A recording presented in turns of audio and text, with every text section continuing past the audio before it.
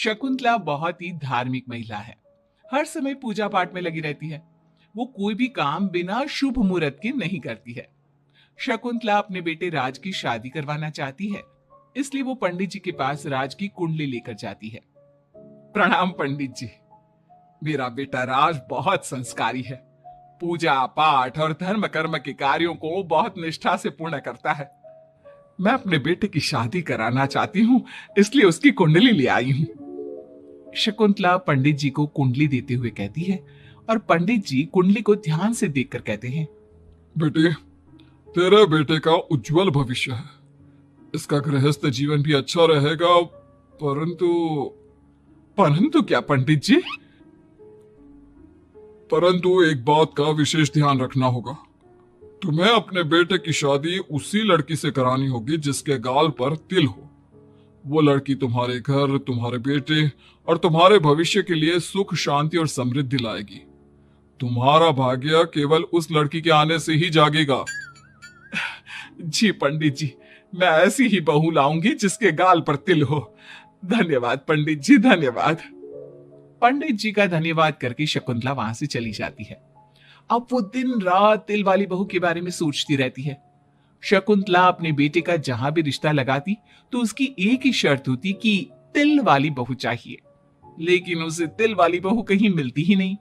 एक दिन अपनी माँ को इस तरह से परेशान देखकर राज कहता है, माँ, आप मेरे लिए तिल वाली लड़की क्यों देख रही हैं? अरे क्योंकि पंडित जी ने बोला है, वो तुम्हारे और इस घर के लिए भाग्यशाली साबित होगी। माँ, मैं एक लड़की से प्यार करता हूँ। आप मेरी शादी उस लड़की से करा दो ना। उसके गाल पर तिल होगा तभी मैं तुम्हारी शादी उससे कराऊंगी, नहीं तो भूल जाओ उस लड़की को। माँ की बात सुनकर राज को लगा कि माँ उसकी शादी कभी होने ही नहीं देगी, इसलिए उसने बिना कुछ सोचे समझे बोल दिया, माँ है ना, उसके गाल पर तिल है। सच में माँ, बहुत प्यारा तिल है। तू सच कह रहा है बेटा? अरे तो तूने मुझे पहले क्यों नहीं बताया? जल्दी से मुझे उस लड़की से मिलवा दे। ठीक है माँ, मैं बात करता हूँ उससे। अगले दिन राज रोशनी के पास पहुंचा और उसे सारी बात बताई। रोशनी ने सारी बात जानने के बाद कहा, राज, तुमने माँ से झूठ क्यों बोला? मेरे गाल पर कोई तिल नहीं है। अरे मेरे पास कोई और रास्ता नहीं था रोशनी। उस समय मुझे जो ठीक लगा मैंने किया। अगर मैं ऐसा नहीं बोलता तो माँ मेरी शादी किसी तिल वाली लड़की से करा देती। माँ से इसे झूठ बोलना ठीक नहीं है। माँ को कोई तिल वाली लड़की मिलती ही नहीं, तो माँ अपने आप तुम्हारी शादी मुझसे कराने के लिए तैयार हो जाती। अरे तुम्हें पता नहीं, पंडित जी के मुख से निकली बात मेरी माँ के लिए पत्थर की लकीर है। वो आकाश पाताल एक कर देंगी, लेकिन तिल वाली लड़की ढूंढ कर ही रहेंगी। जो भी हो राज, लेकिन माँ को जब कभी सच्चाई का पता चलेगा तो उन्हें बहुत दुख होगा। और मेरे गाल पर तो तिल है ही नहीं, अब मैं माँ से कैसे मिलूंगी? तुम अपने गाल पर काजल से एक तिल बना लो ना, बाकी मैं संभाल लूंगा। अगले दिन रोशनी ने ऐसा ही किया। उसने काजल से गाल पर एक तिल बना लिया। इसके बाद राज ने रोशनी को अपनी माँ से मिलवाया, और जब शकुंतला ने रोशनी को ध्यान से देखा तो उसके गाल का तिल देखकर बहुत खुश हो गई और दोनों का रिश्ता पक्का कर दिया। कुछ ही दिनों में शकुंतला ने राज और रोशनी की शादी बहुत धूमधाम से करा दी। बहू, राज, जल्दी बाहर आओ, एक खुशखबरी है। रोशनी और राज बाहर आते हैं। राज, देखा, मेरी बहू के भाग्य से घर में खुशी आने लगी।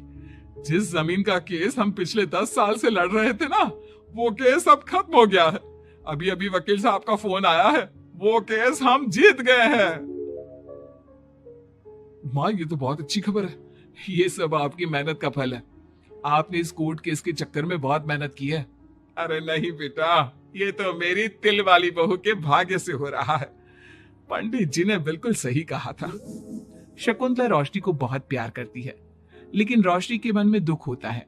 वो सोचती है, माँ मेरे झूठ को सच समझ रही है। अगर माँ को ये पता चल गया कि ये तिल नहीं काजल है तो उन्हें कितना दुख होगा। मैं आज ही राज से बात करूंगी कि वो माँ को सारी सच्चाई बता दे। शाम को राज घर आता है तो रोशनी राज से कहती है, राज, हमें माँ को सारी सच्चाई बता देनी चाहिए।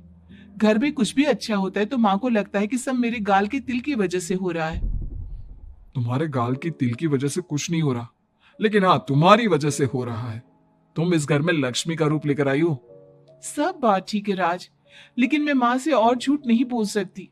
मैं कल ही उन्हें सब कुछ सच सच बता दूंगी। नहीं रोशनी, अभी हम कुछ नहीं बता सकते। अभी हमारी शादी को ज्यादा दिन भी नहीं हुए। तुम माँ के दिल में अपने लिए थोड़ी और जगह बना लो, उसके बाद में पक्का मैं ही माँ को सब कुछ बता दूंगा। इस तरह से दिन गुजरने लगते हैं और शकुंतला के घर में खुशियों का आना लगा रहता है। शकुंतला अपनी बहू से बहुत प्यार करने लगी थी। एक दिन शकुंतला रोशनी के कमरे में गई। बहू, ओ बहू, कहाँ है तू? माँ मैं बाथरूम में हूँ, नहा रही हूँ।